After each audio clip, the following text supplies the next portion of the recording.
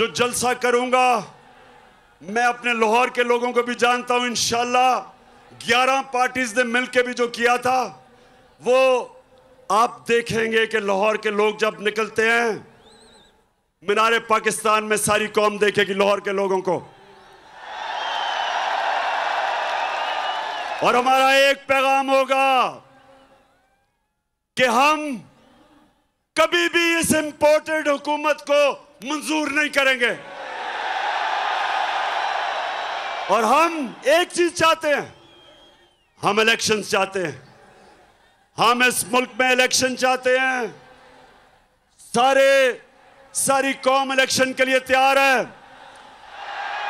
आप तैयार हैं इलेक्शन के लिए?